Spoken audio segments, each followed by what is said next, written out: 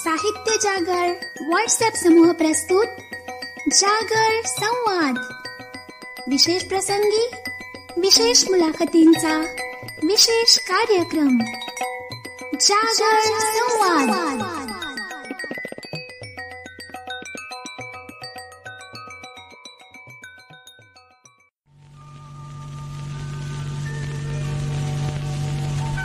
नमो बुद्धाय साहित्य जागर. बुद्ध पौर्णिमेच्या सर्वांना सप्रेम सदिच्छा. बुद्ध पौर्णिमेनिमित्त आज आपण ऐकणार आहोत जागर संवाद या आपल्या विशेष कार्यक्रमात साहित्य जागरचे ज्येष्ठ प्रशासक प्रकाश पंडागळे यांनी घेतलेली धम्म अभ्यासक डॉक्टर महेश देवकर यांची मुलाखत. चला तर ऐकूया जागर संवाद.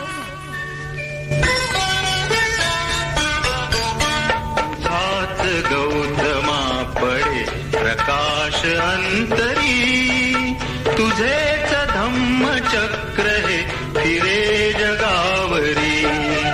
तुझाच गौतमा पडे प्रकाश अंतरी, तुझेच धम्म चक्र हे फिरे जगावरी.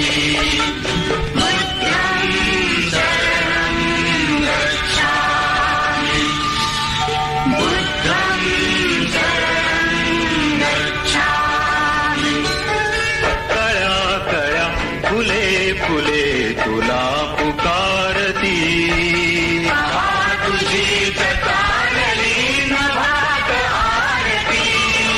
कळ्या कळ्या फुले फुले तुला पुकारती, तुझी चालली नभात आरती. तुला दिशा निहाळती यशोधरे परी, तुझे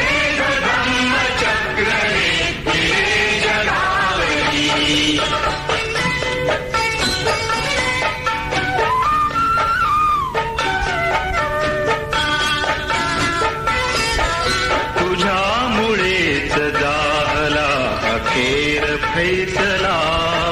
दिलास धीर तोडला अमित शृंखला. तुझ्यामुळेच जाहला अखेर फैसला. दिलास धीर तोडला अमित शृंखला. आता भविष्य आमुचे असे तुझ्या करी,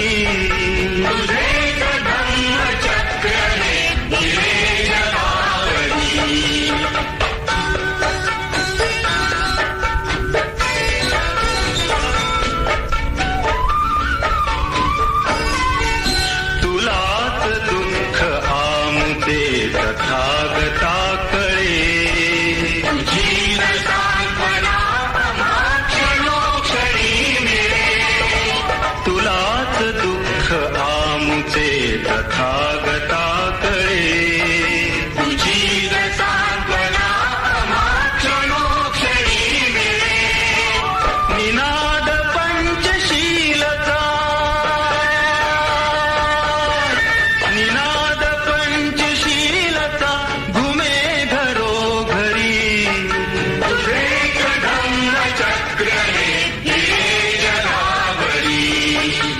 बुद्धं शरणं गच्छामि, बुद्धं शरणं गच्छामि.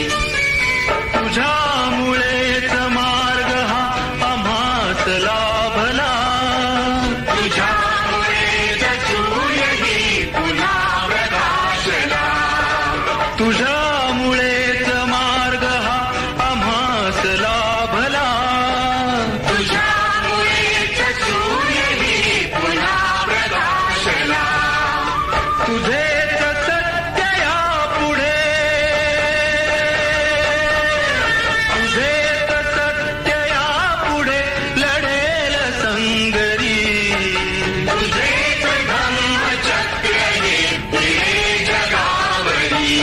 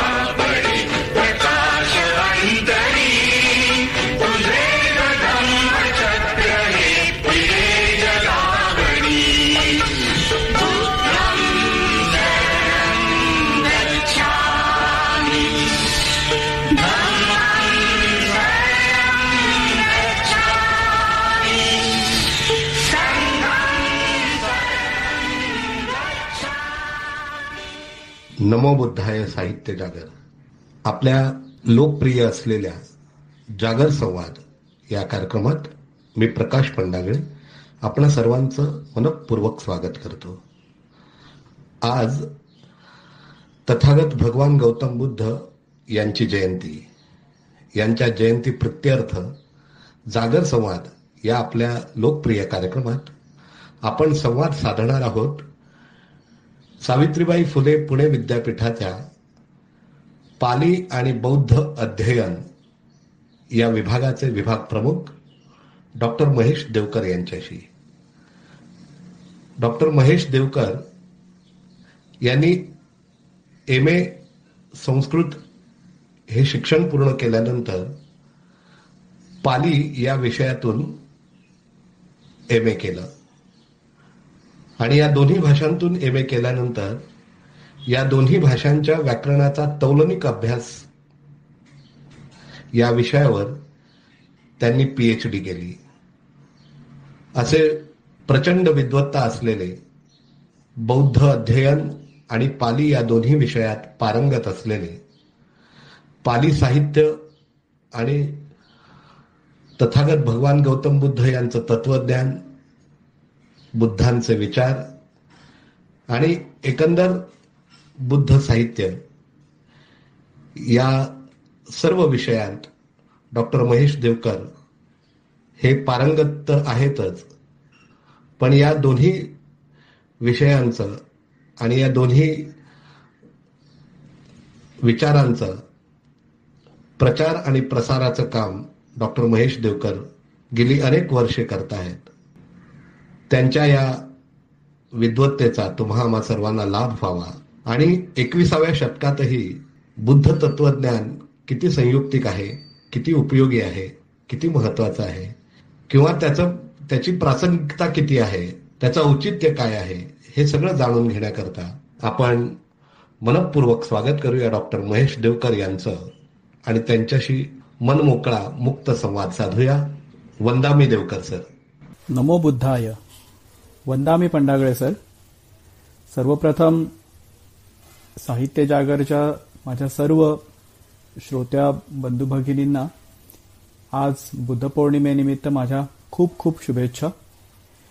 बुद्ध पौर्णिमा म्हटली म्हणजे फक्त बुद्धाची जयंतीच नव्हे, तर हा दिवस जो आहे त्याच्यामध्ये बुद्धाचा जन्म, त्याला झालेली बोधिप्राप्ती म्हणजे ज्ञानप्राप्ती आणि मग बुद्धांचं झालेलं महापरिनिर्वाण, हे तीनही प्रसंग एकाच दिवशी घडले आणि तो दिवस होता हा बुद्ध पौर्णिमेचा म्हणजेच वैशाख पौर्णिमेचा. त्यामुळे एकाच वेळी आपण जयंती ही साजरी करतो आहोत, एकाच क्षणी आपण बुद्धांच्या बोधिप्राप्तीचा जो काही प्रसंग आहे तोही साजरा करतो आहोत आणि या सर्व संसार चक्रातनं त्यांनी जी दुःखमुक्ती मिळवली त्या दुःखमुक्तीचं जे शेवटचं पर्व होतं महापरिनिर्वाणाचं, ते पर्वही आज आपण साजरं करत आहोत. देवकर सर, तुम्ही संस्कृतमधून BA केलं एल्फिन्स्टन कॉलेज मुंबई येथून आणि पुणे विद्यापीठातून तुम्ही संस्कृतमधून MA केलं. कालिदास, पाणिनी असे सगळे तत्वज्ञ वाचता वाचता तुम्ही एकदम पाली भाषेकडे कसे काय वळलात आणि म्हणजेच हे बुद्धाला शरण जाण्याचं नेमकं कारण काय, हे मला तुम्हाला पहिल्यांदा विचारावंसं वाटतंय. प्रकाश, मला वाटतं ही सुरुवातीची अहोजाहोची आपली जी काय एक औपचारिकता होती ती जर आपण बाजूला ठेवू आणि आपण एकमेकांना आपल्या पहिल्या नावानेच संबोधूया. कारण कसं आहे की आपण वर्गात एकत्र होतो, अगदी 3री पासून आपण एकाच शाळेमध्ये शिकलेलो आहोत आणि हा सगळा जो आपला प्रवास आहे तो एकत्र झालेला आहे. त्यामुळे असं असताना एकमेकांना अहोजाहो म्हणणं जरा मला तरी फारच ते ऑकवर्ड वाटतं आणि मला वाटतं आपल्या ज्या गप्पा व्हायच्या असतील तर त्या जास्ती अनौपचारिकच पद्धतीने झालेल्या बऱ्या. तर आता मला वाटतं याच्या पुढे आपण मी तुला प्रकाश म्हणूनच संबोधेन आणि मला वाटतं तूही मला महेशच म्हणते जास्ती बरं. तर तुझा जो पहिला प्रश्न आहे की मी कसा काय संस्कृतमध्ये माझं MA झालं आणि त्याच्यानंतर मी पालीकडे कसा वळलो आणि एकंदरीत तू म्हणलास असं की बुद्धाला शरण जाण्यामागचं काय कारण. खरं सांगायचं तर म्हणजे माझं संस्कृतमध्ये जेव्हा MA होत होतं पुणे विद्यापीठामध्ये, सावित्रीबाई फुले पुणे विद्यापीठामध्ये, त्यावेळी आम्हाला एक चौथा विषय म्हणून एक कुठली तरी आयदर प्राकृत किंवा पाली ह्यापैकी कुठली तरी भाषा निवडावी असं एक त्याच्यामध्ये अपेक्षित होतं. आणि अर्थातच तोपर्यंत मला मुळीच कल्पना नव्हती की प्राकृत भाषा अर्धमागधी काय आहे किंवा पाली काय आहे याची काहीच कल्पना नव्हती. आणि आमच्या डिपार्टमेंटमध्ये कशी सोय होती की ते म्हणाले की तुम्ही सुरुवातीला दोन्ही लेक्चर्स अटेंड करा आणि बघा तुम्हाला कुठलं सोयीचं वाटतंय, कुठला विषय अधिक आवडतोय. आणि मग मी असं केलं की मी दोन्ही तास अटेंड करायला लागलो, म्हणजे अर्धमागधीचे आणि पालीचे सुद्धा. आणि का कोण जाणे, पण पाली एकतर संस्कृतच्या जास्ती जवळ आहे अर्धमागधीच्या तुलनेमध्ये भाषा म्हणून. आणि दुसरं म्हणजे त्यावेळी आम्ही जो ग्रंथ जो होता पालीच्या अभ्यासक्रमामध्ये लावलेला, मिलिंद पंह्य म्हणजे राजा मिलिंदाचे प्रश्न, असा जो एक ग्रंथ आहे, तर तो ग्रंथ आम्हाला त्यावेळी अभ्यासाला होता. आणि समहाव असं झालं की ती भाषा आणि त्या भाषेमधलं ते जे काही बौद्ध तत्वज्ञान होतं त्याची मला आपसुकच भुरळ पडली. आणि म्हणतात तसं की लव्ह ॲट फर्स्ट साईट अशा पद्धतीने ते झालं. त्यामुळे बुद्धाला माझं शरण जाणं असं झालं म्हणण्यापेक्षा मी बुद्धाच्या आणि पाली साहित्याच्या, पाली भाषेच्या प्रेमात पडलो असं म्हणणं जास्ती योग्य ठरेल. एकतर भाषा म्हणून सांगायचं तर पाली काय किंवा अर्धमागधी काय ह्या खरं तर लोकभाषा, म्हणजे संस्कृतच्या तुलनेत जर विचार केला तर संस्कृत ही तसं म्हणतात की अभिजनांची भाषा, एलिटची भाषा म्हणून आपल्याला माहिती आहे. तर त्या पार्श्वभूमीवर जर विचार केला तर पाली आणि अर्धमागधी ह्या ज्या भाषा आहेत त्या लोकभाषा होत्या. आणि अर्थातच लोकभाषा असल्यामुळे त्यांच्यामध्ये एक लोकभाषेची जी काही लज्जत असते, लोकभाषेचा एक साधेपणा असतो, एक थेटपणा असतो.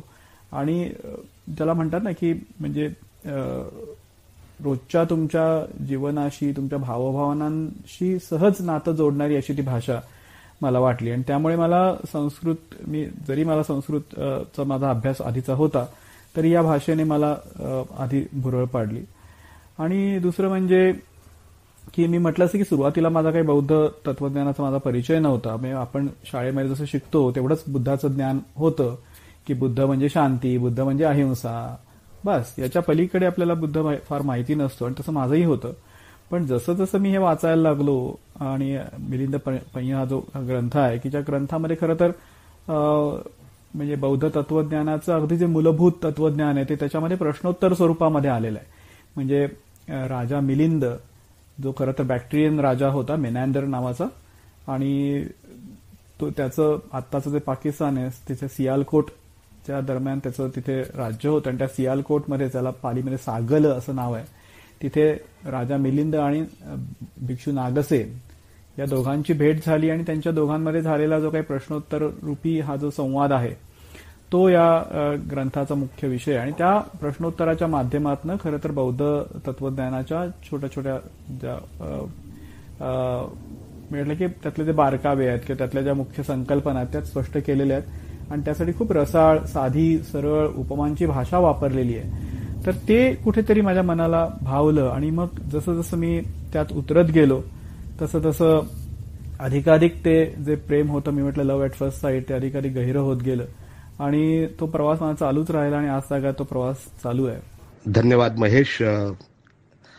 आपल्यामधली जी विद्वत्तेची प्रचंड भिंत आहे ती ओलांडून आपण दोघेही मैत्रीच्या पुलावर उभे राहिलो आहोत, त्याचा अत्यानंद होतो आहे. आणि अर्थातच त्या विद्वत्तेची भिंत आमच्यासाठी अभेद्य असली तरी तिचा सार्थ अभिमान आम्हा सर्वांना आहे, जी विद्वत्ता तू प्राप्त केली आहे. पण या मैत्रीच्या पुलावर एकमेकांच्या हातात हात गुंफून आपण हा संवाद मनमुक्त करूया आणि पुढे नेऊया.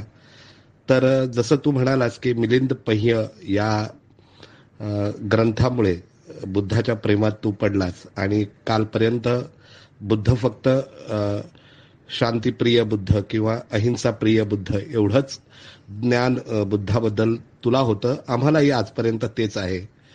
पण आता आम्हालाही ऐकायला आवडेल की पुढे हे बुद्धाचं सखोल तत्वज्ञान अभ्यासल्यानंतर ते नेमकं या पलीकडचा बुद्ध काय आहे, जो शाळेत इतिहासात आम्हाला शिकवला गेला आहे, त्याच्या पलीकडे बुद्ध तत्वज्ञान नेमकं काय आहे हे समजून घ्यायला आवडेल.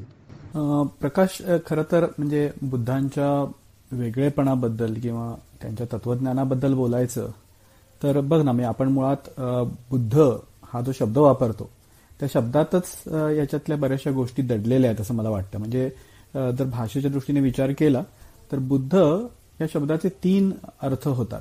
एक त्यातला जो अर्थ आहे तो म्हणजे झोपेतनं जागा झालेला.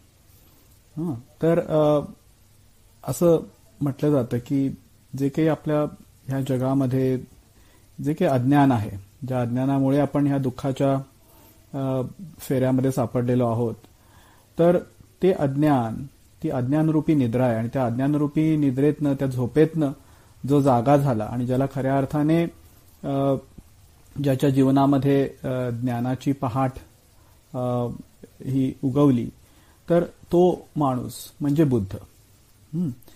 दुसरा त्याचा अर्थ जो आहे तो म्हणजे जाणणारा, जाणकार, ज्याने जाणलंय. तर ज्याने या दुःखाचं मूळ कशात आहे, त्याचं कारण काय, त्या दुःखापासून मुक्तीचा मार्ग काय, हे ज्याने जाणलं आणि त्यासाठी जे जे म्हणून काही आवश्यक होतं, म्हणजे ते माणसाचं मन, माणसाच्या प्रवृत्ती ज्या त्याच्या दुःखाला कारणीभूत ठरतात, ह्या सगळ्याचं ज्ञान मिळवलेला म्हणजे बुद्ध. आणि तिसरा एक जो मला खूप भावणारा अर्थ आहे तो म्हणजे बुद्ध या शब्दाचा हा तिसरा अर्थ आहे की उमललेलं. म्हणजे जसं फूल उमलतं आणि फूल उमलतं म्हणजे ते पूर्णपणे परिपक्व होतं, ते पूर्णावस्थेला पोहोचतं. तर असा पूर्णावस्थेला पोहोचलेला, पूर्ण विकसित झालेला, पूर्णपणे फुललेला माणूस म्हणजे बुद्ध. तर हे जर 3 आपण अर्थ लक्षात घेतले तर आपल्याला लक्षात येईल की बुद्ध हे काही एका व्यक्तीचं म्हणायला गेल्यास नाव नाहीये. तर बुद्ध ही एक अवस्था आहे आणि त्या अवस्थेला जो कोणी पोहोचतो, जो कोणी अज्ञानाच्या निद्रेतनं जागा होतो, जो कोणी या जीवनामध्ये ज्या आवश्यक गोष्टी आहेत त्या जाणतो आणि जो कोणी एक व्यक्ती म्हणून पूर्णपणे विकसित होतो, तो बुद्ध असतो. आणि त्या अर्थी म्हणजे हे एक म्हणतं की एक आदर्श व्यक्ती म्हणजे काय याचं एक आपल्याला त्याच्यामध्ये एक ही संकल्पना जणू काही या नावातनं उलगडते. म्हणजे तो देव नाहीये, हे आपण मुख्य लक्षात घेतलं पाहिजे की तो देव नाहीये, ती व्यक्ती आहे, तो माणूस आहे.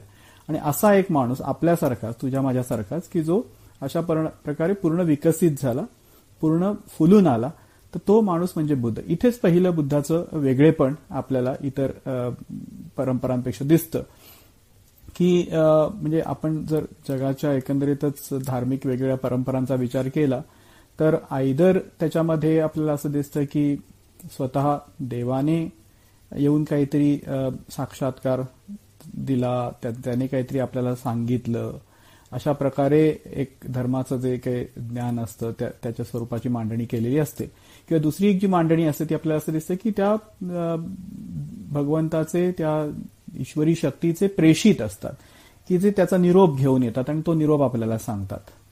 तर या दोन्हीमध्ये काय होतं की जे काही मानवी जीवनाशी संबंधित मानवाच्या मुक्तीचं, त्याच्या दुःखाचं जे काही कारण आहे किंवा त्याच्या दुःखापासून जी होणारी मुक्ती आहे, या सर्वांचं जे काही मार्गदर्शन आहे ते कुठून तरी वरून येतं, ते कुठून तरी या लौकिक जगाच्या बाहेरून येतं.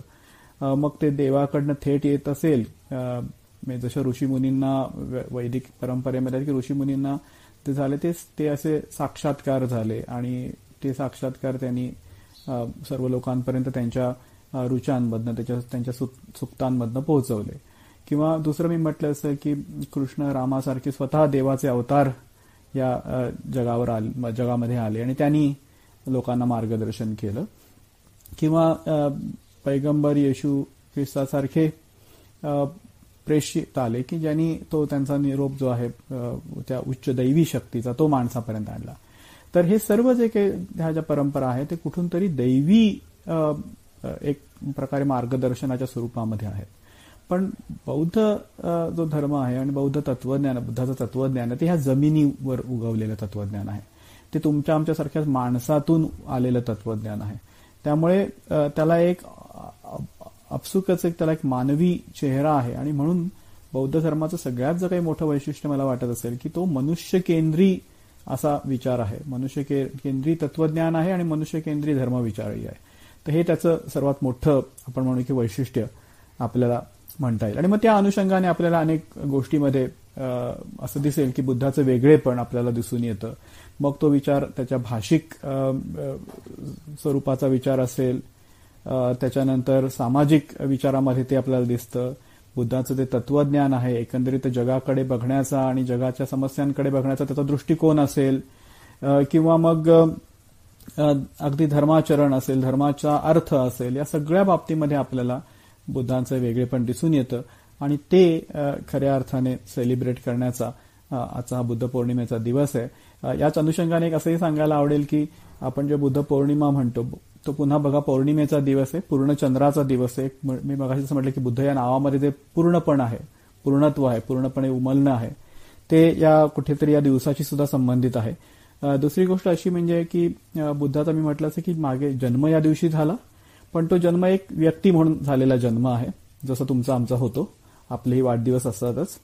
पण ह्याच दिवशी बुद्धांना बोधी प्राप्त झाली आणि बुद्ध म्हणून त्याचा जन्म झाला. म्हणजे पहिला जो जन्म होता, जो आपण ज्याला जयंती म्हणतो, तो जन्म म्हणजे मी म्हटलं की मानवी स्वरूपामधला सिद्धार्थ गौतमाचा जन्म होता. आणि बोधीप्राप्तीच्या वेळी जो झाला तो एक बुद्ध म्हणून, एक परिपूर्ण मानवी काय म्हणू आपण की मानवी बुद्धिमत्तेचा, मानवी व्यक्तित्वाचा पूर्ण विकास ज्या अवस्थेमध्ये झाला, अशा अवस्थेचा तो जन्म आहे. आणि मग बुद्धांचं परिनिर्वाण, आणि ते परिनिर्वाण जे आहे ते म्हणजे हा सगळा प्रवास, की शेवटी बुद्धत्व तरी कशासाठी, तर बुद्ध होऊन ते थांबले नाही. त्यांनी फक्त स्वतःच्या मुक्तीपुरता तो विचार मर्यादित ठेवला नाही, तर बोधीप्राप्तीनंतर म्हणजे वयाच्या 35व्या वर्षी त्यांना बोधी प्राप्त झाली. आणि त्याच्यानंतर पुढची 45 वर्ष म्हणजे वयाच्या 80 वर्षापर्यंत ते सतत फिरत राहिले, लोकांना आपल्याला मिळालेलं ज्ञान देत राहिले, लोकांपर्यंत जाऊन पोचवत राहिले. आणि हा जो काही सगळा प्रवास आहे, म्हणजे आपण म्हणतो की ते बुद्ध झाले पण त्यांनी अनेकांना बुद्धत्वाच्या मार्गावर नेलं. तर तसा प्रवास त्यांचा जो होता, त्या प्रवासाचा हा शेवट, त्याची एक परिपूर्तता ज्या दिवशी झाली तो त्यांच्या महापरिनिर्वाणाचा दिवस. आणि त्याच्यामध्ये त्यांचं वैशिष्ट्य आहे की ते जाताना आपला कोणी उत्तराधिकारी न नेमता त्यांनी लोकांना हेच सांगितलं की मी जे तुम्हाला जी शिकवण दिली आहे आणि मी जे काही तुम्हाला एक वागण्याचे शिस्तीचे नियम घालून दिले त्याच्याप्रमाणे तुम्ही वागा, तेच तुमचे यापुढे गुरु असतील. आणि अशा प्रकारे स्वतः जाताना त्यांच्या विचारांनाच जगाचं गुरु बनवून ते गेले. तर तो हा दिवस आहे. म्हणून या सगळ्या दृष्टीने मी म्हटलं असं की एक व्यक्ती म्हणून जन्म, त्याच्यानंतर एक बुद्ध म्हणून, एक ज्ञानी परिपूर्ण व्यक्ती म्हणून झालेला त्यांचा जन्म, आणि पुढे जाऊन त्या व्यक्ती पलीकडे जाऊन विचारांना एका समाजाचं नेतृत्व सोपवून ते गेले, तो दिवस. असा हा आजचा तिहेरी खरं तर संगमाचा दिवस आहे. आणि इथे पण पुन्हा तुला लक्षात येईल की हे वैशिष्ट्य जे आहे ते बुद्धांचं आपल्याला इथे दिसतं की ते जन्माला आले ते कोणी बुद्ध म्हणून नाहीत, ते तुमच्या आमच्यासारखेच जन्माला आले, मानवी एक व्यक्ती, सर्वसामान्य माणूस म्हणून जन्माला आले.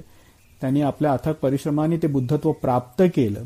आणि ते प्राप्त केल्यानंतर पुन्हा ती व्यक्ती म्हणून जे आपलं काही महत्व असतं ते कुठेतरी न ठेवता ते बुडवून पूर्ण त्यांनी फक्त आपल्या विचारांना पुढे जाऊन जगाचं गुरुत्व, गुरुपण दिलं, नेतृत्व दिलं. तर असा हा एक जो काही प्रवास आहे, तो प्रवास हा निश्चितच अन्य अनेक वेगवेगळ्या आपण परंपरांचा विचार केला तर त्यापेक्षा खूप वेगळं असं हे स्वरूप आहे. तर या प्रत्येक, मी म्हटलं की प्रत्येक बुद्धांच्या ज्या वेगळेपणाबद्दल आपल्याला स्वतंत्रपणे बोलता येईल. वा महेश, धन्यवाद. बुद्ध ज्या पद्धतीने तू समजवलेला आहेस, त्याचं वेगळेपण ज्या पद्धतीने समजवलेलं आहे, त्याच्यामुळे बुद्ध म्हणजे देव नाही, आणि बुद्ध हा तुमच्या आमच्यासारखा माणूस आहे, आणि प्रत्येक माणूस बुद्धत्वाला पोचू शकतो जो पूर्ण विकसित होऊ शकतो, जो पूर्ण जीवनाचं मर्म जाणू शकतो आणि ज्याला मुळात अज्ञानाच्या निद्रेतून जागं व्हायचंय आणि ज्ञानाची पहाट ज्याच्या आयुष्यात घडवून आणायची आहे, म्हणजे त्याला बुद्ध व्हायचंय. तर प्रत्येक माणसाला बुद्ध होण्याची संधी आहे. हे जे बुद्धाचं वेगळेपण या निमित्ताने आमच्या सर्व श्रोत्यांना तू समजावून आणि उलगडून सांगितलेलंच आहेस. पण बुद्धाचं आणखी एक महत्वाचं तत्वज्ञान जे सातत्याने हॅमर होत असतं सगळ्या जगावर आणि अर्थात ते सगळ्यांनाच आवडणारं, भावणारं आहे आणि समजणारं आहे की अत्तदीप भव, म्हणजे तूच आहेस, तुझं मनच तुझ्या दुःखाचं कारण आहे. तर या दोन्ही ज्या संकल्पना आहेत, अत्तदीप भव आणि तुझं मनच तुझ्या दुःखाचं कारण आहे, तर या संकल्पना थोड्या उलगडून सांगितल्यास तर बरं होईल. प्रकाश, तू म्हणालास ते अगदी बरोबर आहे. मला असं वाटतं की एकंदरीतच जर आपण बुद्ध तत्वज्ञानाचा विचार केला तर अत्तदीपो भव आणि बुद्धांनी केलेली दुःखाच्या समस्येची उकल हे खूप महत्वाचे मुद्दे आहेत. मला वाटतं ह्या प्रश्नांची उत्तरं देताना दुसऱ्या प्रश्नापासून मी सुरुवात करेन, कारण की पहिल्या प्रश्नाचं जे उत्तर आहे ते दुसऱ्या प्रश्नाच्या उत्तराच्या ओघातच येईल. तर आधी मी सांगितलं त्याप्रमाणे की बुद्धांनी जो काही दुःखाच्या समस्येचा विचार केला तो एकंदरीतच इतर तत्कालीन जे काही विचार होते त्यापेक्षा वेगळा होता. सर्वप्रथम तर जगात दुःख आहे, माणसाला दुःख आहे हे स्वीकारणंच जे आहे तेच महत्वाचं आहे. कारण की जर तुम्ही विचार केला तर एकंदरीतच धर्म म्हटलं किंवा धर्माच्या संबंधाने जे महत्वाचे असे प्रश्न आहेत त्यांचा जर विचार केला तर आपल्याला असं दिसतं की मग काय प्रश्न इतर धर्माच्या दृष्टीने महत्वाचे आहेत. तर जगाची उत्पत्ती कशी झाली, जगाची उत्पत्ती कोणी केली आणि हे जग कोणामुळे चालतं आणि माणूस मृत्यूनंतर माणसाचं काय होतं किंवा मृत्यूच्या आधी तो कुठून आला, हे सगळे प्रश्न असतात की ज्यांचा संबंध खरं तर आपल्या जे आयुष्य आपण जगतो त्याच्यापेक्षा आपण पूर्वी अस्तित्वात असलेल्या किंवा नंतर अस्तित्वात येणाऱ्या अशा काहीतरी आयुष्याबद्दलचे ते प्रश्न असतात किंवा एकंदरीतच हे जग कसं उत्पन्न झालं यासारखे प्रश्न की ज्यांची उत्तरं खरं तर देणं हे एका प्रकारे ज्याला इंग्लिश म्हणतात की स्पेक्युलेशन, म्हणजे फक्त तुम्ही अंदाज बांधू शकता आणि असे अनेक अंदाज आतापर्यंत अनेक वेगवेगळ्या तत्वज्ञानाच्या परंपरांमध्ये आपल्याला मांडलेले दिसतात. पण बुद्धांनी काय केलं की बुद्धांनी म्हटलं की नाही, माणसाच्या दृष्टीने महत्वाचा प्रश्न काय असेल तर ती त्याच्या दुःखाची समस्या आहे. माणसाला दुःख आहे, या आयुष्यात आपल्याला दुःख आहे हे मान्य करणं, हे स्वीकारणं हेच पहिली पायरी असायला पाहिजे. आणि धर्माचं काम जसं बाबासाहेबांनी म्हटलेलं आहे की धर्माचं जर आपण बघितलं की त्याचा उद्देश काय असायला पाहिजे तर धर्माचा उद्देश हा माणसाच्या जीवनातलं दुःख दूर करणं हा असायला पाहिजे. आणि त्यापेक्षा जे इतर प्रश्न आहेत म्हणजे मी म्हटलं की जगाच्या उत्पत्तीबद्दलचे प्रश्न, जगाच्या कर्तृत्वाबद्दलचे प्रश्न, हे प्रश्न तुमच्या आमच्या रोजच्या दुःखाच्या समस्येशी निगडीत असणारे प्रश्न नाहीत आणि त्याची तुम्ही किती उत्तरं शोधायचा प्रयत्न केलात तरी ती उत्तरं शेवटी अर्धवट आणि मी म्हटलं असतं की तुमच्या फक्त अंदाजावर, कयासावर आधारितच असणार आहेत. त्याचं यथार्थ उत्तर तुम्हाला मिळणं शक्य नाही. त्यामुळे ते सोडून तुम्ही तुमच्या जीवनामधल्या दुःखाचा विचार करायला पाहिजे. ही गोष्ट बुद्धांनी सर्वप्रथम मांडली. त्यामुळे दुःख जगात आहे हे मांडणारा बुद्ध हा पहिला तत्वज्ञ होता असं आपल्याला म्हणता येईल. बरं, दुसरा पैलू असा की दुःखाचा विचार करताना एक असं म्हणतं की दुःख कसं निर्माण होतं, तर मग ह्याची सुद्धा जी उत्तरं आहेत ती अनेक ठिकाणी अनेक परंपरांमध्ये वेगळ्या पद्धतीने आहेत. काही म्हणतील की बाबा जे काय आहे ते ईश्वराने निर्माण केलेलं आहे, दुःख सुख जे तुमच्या जीवनात येणारं ते ईश्वराने निर्माण केलेलं आहे. किंवा काही म्हणतात की ते तुमच्या प्रारब्धामुळे, तुमच्या नियतीमुळे झालेलं आहे. किंवा काही म्हणतील किंवा हे दुःख जे आहे ते दुसऱ्या कोणीतरी माझ्या जीवनामध्ये निर्माण केलेलं आहे. किंवा काही म्हणतील किंवा हे जे दुःख आहे ते फक्त माझ्या कर्माचंच फळ आहे.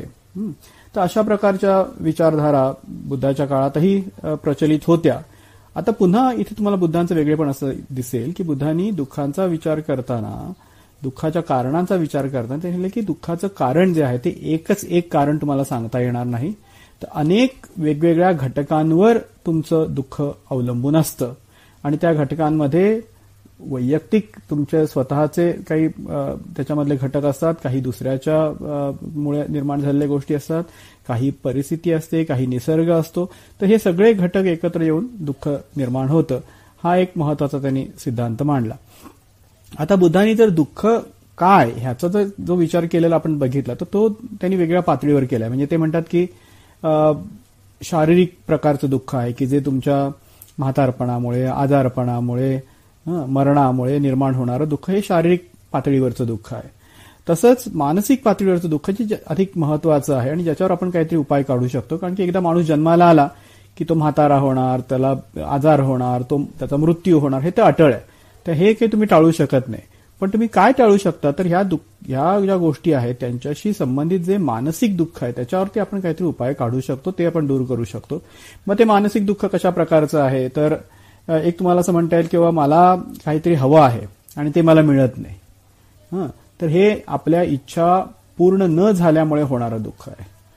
त्याच्यानंतर दुसरा दुःखाचा प्रकार आहे की आपल्याला जे हवं असतं त्याच्यापासून आपल्याला वेगळं व्हायला लागणं, त्याच्यापासून होणारा वियोग, आणि जे आपल्याला नको आहे त्याच्याशी आपला होणारा येणारा संबंध किंवा त्याच्याशी आपला होणारा संग, हे अजून एक प्रकारचं दुःख आहे. तर बुद्धाने सांगितलं की एकंदरीतच तुम्ही विचार केला तर आपल्याला कशाही बद्दल जेव्हा आसक्ती वाटते, मी म्हणतो आसक्ती, इच्छा असं नाही, आसक्ती, ज्याला बुद्धांनी तृष्णा असं नाव दिलं की तृष्णा म्हणजे तहान, एखाद्या गोष्टीची तहान लागणं. एखादी गोष्ट हवी असणं वेगळी गोष्ट आहे आणि एखाद्या गोष्टीची तहान लागणं म्हणजे आपण म्हणतो की त्याची असोशी, ज्याला मराठीमध्ये म्हणता येईल की मला हवं आहे एखादी गोष्ट हे म्हणण्यात काही चूक नाही, ते माझ्या गरजा असतात.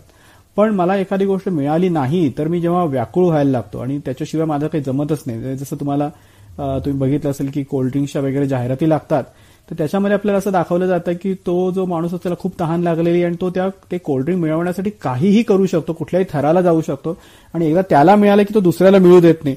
तर हे जे काही सगळं आहे तृष्णेचं स्वरूप आहे. म्हणून त्याला बुद्धाने हा शब्द वापरला, तृष्णा, तहान. तर ही जी तहान आहे माणसाला लागणारी, तर ती तहान जी आहे ते दुःखाचं कारण आहे. कारण की मग काय होतं की एकदा तुम्हाला त्या गोष्टीची तहान असली की तुम्हाला ती गोष्ट काही करून पकडून ठेवावीशी वाटते, तुम्हाला ती गोष्ट सोडता येत नाही आणि जर मग ती मिळाली नाही तर तुम्हाला त्याच्यापासून दुःख होतं, तुम्ही व्याकुळ होता. तर हे दुःखाचं कारण आहे बुद्धाने सांगितलं. आणि ही तहान जी आहे ती फक्त तुमची स्वतःची नाहीये. हे पुन्हा बरेच वेळा हे लोकांना असं वाटतं की बुद्धांनी कर्मसिद्धांताचं मांडला मग कसं काय, तर तसं नाही. बुद्धांनी जेव्हा कर्मसिद्धांत मांडला त्यावेळी त्यांनी असं म्हटलं की तुमच्या दुःखाचं जे कारण आहे ते फक्त तुमची स्वतःची तृष्णा एवढंच नाहीये. तर आपण बघितलं की काही वेळा समाजामध्ये इतर लोकांची तृष्णा ही तुमच्या दुःखाचं कारण बनते. इतर लोकांचा जे काही चुकीचे दृष्टिकोन असतात ते तुमच्या दुःखाचं कारण बनू शकतात. निसर्ग तुमच्या दुःखाचं कारण बनू शकतो. तर अशा अनेक गोष्टी आहेत की जे आपल्या दुःखाचं कारण बनतं. पण एकंदरीतच ते दुःख किती व्हावं, त्याचा आघात आपल्याला किती व्हावा हे मात्र आपल्या मनावरती त्याचं खूपसं अवलंबून असतं. आणि म्हणून बुद्धाने असं म्हटलं की जे काही तुमच्या मानवी आपल्या जीवनामध्ये घडतं त्याच्यामध्ये मन हे सगळ्यात प्रमुख आहे. एक धम्मपदामधली जी पहिलीच गाथा आहे त्याच्यामध्ये असं म्हटलेलं आहे की मनोपुब्बंगमा धम्मा मनोसेठा मनोमया मनसाचे पदुठ्ठेन भासती वा करोती वा ततोनम दुःखमन्वेती चक्कम व वहतो पदम. म्हणजे काय की सगळ्या गोष्टींमध्ये मन श्रेष्ठ आहे. मन हे माणसाचं सगळ्यामध्ये पूर्वंगम म्हणजे पुढे जाणारं, पुढे धावणारं मन असतं.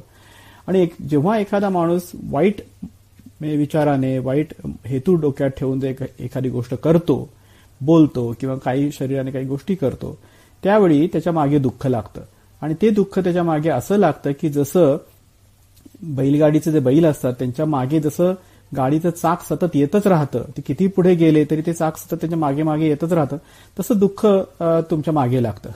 तर त्या उलट जर तुम्ही एखादी गोष्ट चांगल्या मनाने केली, म्हणून ते म्हणतात की मनसाचे पसन्नेन भासती वा करोती वा ततोनम सुखमन्वेती छायाव अनपायिनी. जर चांगल्या प्रसन्न चित्ताने, शुद्ध मनाने जर तुम्ही एखादी गोष्ट कराल तर मात्र तुमच्या मागे सुख येतं आणि ते सुख अगदी तुमच्या सावलीसारखं की जे तुम्हाला कधीच सोडून जात नाही असं सुख तुमच्या मागे येतं. तर ह्या एवढ्या छोट्याशा साध्या संदेशातून बुद्धांनी हे सांगितलं की आपल्याला जे काही सुखदुःख होतं त्याचं मूळ कुठेतरी आपल्या मनामध्ये, आपल्या विचारांमध्ये, आपल्या हेतूंमध्ये आहे. आणि मग तुम्ही कशा पद्धतीने जगाकडे बघता, कशा पद्धतीने त्याला तुम्ही प्रतिसाद देता यावर सगळ्या गोष्टी अवलंबून आहेत. आणि म्हणून ही सगळी काही बौद्ध साधना पद्धती आहे, बुद्धांनी सांगितलेला जो काही दुःखमुक्तीचा मार्ग आहे तो सगळा मार्ग ह्या मनाच्या मी म्हटलं असं की मनाच्या व्यापारांवरती, मनाच्या एकंदरीत मन कसं काम करतं आपलं त्याच्यावरती अवलंबून आहेत. आणि मी म्हटलं तसं की दोन मुख्य गोष्टी त्याच्यामध्ये, की तुम्ही जगाचं आकलन कसं करता, तुम्ही आजूबाजूची परिस्थिती कशी समजून घेता आणि मग त्याला कशा पद्धतीने भावनिक प्रतिसाद देता, या दोन गोष्टी महत्वाच्या आहेत. आणि त्यामुळे बुद्धांची सगळी जी साधना आहे ती ह्या दोन गोष्टींवरती आधारित आहे. आणि त्याचबरोबर बुद्धांनी जो काही साधनेचा मार्ग सांगितला त्याच्यामध्ये तुम्हाला 2-3 गोष्टी महत्वाच्या दिसतील, की ह्यातनं एक तर दुःख, त्याच्या आधी हे सांगायला पाहिजे की बुद्धांनी हाही विचार मांडला की जर दुःखाचं काहीतरी कारण आहे, मी तुम्हाला निर्माण होणारे दुःख हे तुमच्या आणि इतरांच्या मनातल्या ज्या काही भावभावना आहेत, तुमचे हेतू आहेत त्याच्यामुळे निर्माण होतं आणि त्याही बरोबर इतरही गोष्टी घटक त्याच्यामध्ये कारणीभूत असतात. तर हे एकदा सांगितल्यामुळे त्यामुळे याच्याने म्हटलं काय तुम्ही की दुःख हे शाश्वत नाहीये, किंवा दुःख हे काही कोणी दैव निर्मित असं दुःख नाही किंवा नियती नाही की जी तुम्ही बदलूच शकत नाही. तर दुःख हे कारणांमुळे निर्माण झालेलं आहे, काही त्याला अनुकूल घटक असले तर ते निर्माण होतं. हे तुम्हाला एकदा कळल्यानंतर त्यातनं तुम्हाला दुःखमुक्तीची तुम्हाला किल्ली पण सापडते, की जर असं असेल तर ती कारणं, ते घटक जर आपण दूर केले, जे दुःख निर्माण करणारे घटक आहेत त्या जर बाबी आपण दूर केल्या तर आपल्याला दुःखापासून मुक्ती मिळू शकते. हा विश्वास त्याच्यामध्ये आहे. बरेच जणांना सुरुवातीला असं वाटायचं की बौद्ध तत्वज्ञान हे खूप निराशावादी आहे, पण तसं नाही. तर बुद्धाने जरी दुःखाचा स्वीकार केला असेल, त्यांनी दुःख आहे जगात हे त्यांनी अगदी ठामपणे सांगितलं सर्वप्रथम. तर असं जरी असलं तरी केवळ जगात दुःख आहे आणि त्यातनं काही मार्ग नाही असा निराशावादी दृष्टिकोन बुद्धाने बाळगलेला नाही. तर त्यांनी असंच म्हटलेलं आहे की हे दुःख आहे पण यातनं बाहेर पडायचा मार्ग आहे, आणि तो बाहेर पडायचा मार्ग हा पुन्हा जो काही आहे तो नुसता कर्मकांडात्मक अशा पद्धतीने पूजा अर्चा असाच मार्ग नाही. जर दुःख जर मनामुळे निर्माण होत असेल किंवा इतर घटकांमुळे निर्माण होत असेल, त्याचं मूळ जर तुमच्या आकलनामध्ये आणि तुमच्या भावनिक प्रतिसादामध्ये असेल, तर त्याचं उत्तर, त्याचं जे काही सोल्युशन आहे, तर ते सोल्युशन सुद्धा तुमच्या मनामध्ये आहे, तुमच्या जगाच्या आकलनामध्ये आहे. हे तुम्ही कसं जगाकडे बघता आणि त्याला प्रतिसाद कसा देता हे जर तुम्ही दुरुस्त केलं तर तुम्हाला त्या दुःखापासून मुक्ती मिळू शकेल. हा विश्वास बुद्धाने दिला. म्हणजे हे लक्षात येईल तुमच्या की दुःखमुक्ती ही पुन्हा दुसऱ्यावर अवलंबून नाहीये, ती माझ्याच हातात आहे, ती मी मिळवू शकतो. आणि हा विश्वास खूप महत्वाचा आहे. कारण नाहीतर मग आपण काय, किंवा जर असेल माझा हरी तर देईल खाटल्यावरी अशा पद्धतीने आपल्याला राहावं लागेल, किंवा ठेविले अनंते तैसेची राहावी असं म्हणायला लागेल. तर तसं न करता तुम्ही तुमचे शिल्पकार होऊ शकता, तुम्ही तुमचं दुःख दूर करू शकता. हा विश्वास बुद्धाने सर्वसामान्य माणसाला दिला. आणि त्याच्यामुळे बौद्ध संघामध्ये जे अत्यंत, मी म्हटलं की राजा सम्राटांपासून ते अगदी गणिकेपर्यंत किंवा अगदी भंगी काम करणारा एक माणूस, तर हे सगळे जे लोक आले एवढ्या मोठ्या प्रमाणावर बुद्ध संघाचा भाग बनले, ते ह्या विश्वासामुळे की तुम्हाला एक कुठेतरी या धर्मामध्ये, या शिकवणीमध्ये एक आश्वासन आहे की तुम्ही हे दुःख दूर करू शकता. वा महेश, पहिल्या प्रश्नाचं उत्तर तर खूप उत्तम मिळालं. म्हणजे मन हेच सर्व दुःखांचं कारण आहे. म्हणजे कोणत्याही मनुष्याला लागलेली तहान, तृष्णा किंवा असोशी आपण म्हणूया, आणि त्या तहानेतून, त्या तृष्णेतून दुःखाचा जन्म होतो. आणि ते दुःख होतं कुठे, तर ते आपल्या मनात दुःख निर्माण होतं. आणि त्या दुःखमुक्तीची किल्ली काय, तर हे मला वाटतं दुसऱ्या प्रश्नाचं उत्तर असू शकतं. अत्तदीप भव हे जे बुद्धाने मांडलेलं आहे तत्वज्ञान, आणि ते स्वतःचा मुक्तिदाता होण्याची जी संकल्पना बुद्धांनी मांडलेली आहे, तर ते नेमकं अत्तदीप भव म्हणजे काय हे समजून सांगावं अशी विनंती आहे तुला. आता एक असं लक्षात येईल आपल्या की बुद्धांनी हा जो मार्ग मी म्हटलं जसं की दुःख मुक्तीचा मार्ग सांगितला, त्याचं मूळ तुमच्या मनात आहे हे सांगितलं. आणि मग त्याच्या आधारे त्यांनी जो मार्ग सांगितला त्याच्यामध्ये मग शीलाचा मार्ग असेल की जी तुमच्या शुद्धीचा, तुमच्या स्वतःच्या मनाच्या शुद्धीचा, आचरणाच्या शुद्धीचा मार्ग आहे, किंवा अष्टांग मार्ग आहे की ज्याच्यामध्ये तुम्ही इतर समाजामध्ये वावरत असताना इतर लोकांशी तुम्ही कसं वागावं त्या संदर्भातले जे काही महत्वाचे नियम त्याच्यामध्ये येतात. आणि तसंच एक आपण पाहिलं की पारमितांची एक साधना आहे बाबा, ज्याचा उल्लेख बाबासाहेबांनी केलाय, की ती जी साधना आहे ती तुम्ही जगाला कसं तुमच्या वागण्यातनं इतर लोकांना मदत करू शकता आणि केवळ तुमचं स्वतःचं नाही तर समाजाचं उत्थान करू शकता, हा तो सगळा मार्ग त्यांनी सांगितला. आता ह्यातनं मी म्हटलं असं की अत्तदीपो भव याचा संबंध कसा आहे, तर अत्तदीपो भव एक आधी सांगितलं पाहिजे की या जे पाली वचन आहे त्याचा अर्थ समजून घेताना लोकांनी जरा गोंधळ केलेला आहे. त्यातला तो दीप शब्द आहे त्याचा अर्थ बरेच वेळा आणि खूप पूर्वीपासून असं दिसतं आपल्याला की गोंधळ असा झाला की त्यांना वाटतं की दीप म्हणजे दिवा, आणि म्हणून अत्तदीपो भव याचा अर्थ बरेच वेळा असं सांगितलं जातो की तुम्ही स्वतःचे दीप म्हणजे दिवा, स्वतःचा दिवा बना, स्वतःचा प्रकाश बना. आणि त्याच पद्धतीने आपल्याला गाणीही दिसतात झालेली. आणि तर हा एक समज आहे, तो अर्थ खूप छान आहे की तुम्ही स्वतःचे दीप व्हा, स्वतःचा प्रकाश व्हा. पण तुम्ही जर पाली साहित्य अभ्यासलं तर तुम्हाला लक्षात येईल की तिथला जो दीप शब्द आहे तो दिवा या अर्थाचा नाहीये, तर दीप म्हणजे द्वीप याचा अर्थ बेट. आता ही जी संकल्पना आहे ती जुन्या काळामध्ये जे लोक व्यापाराला जात, समुद्री व्यापाराला, तर त्यांच्या संदर्भातली ती एक उपमा येते.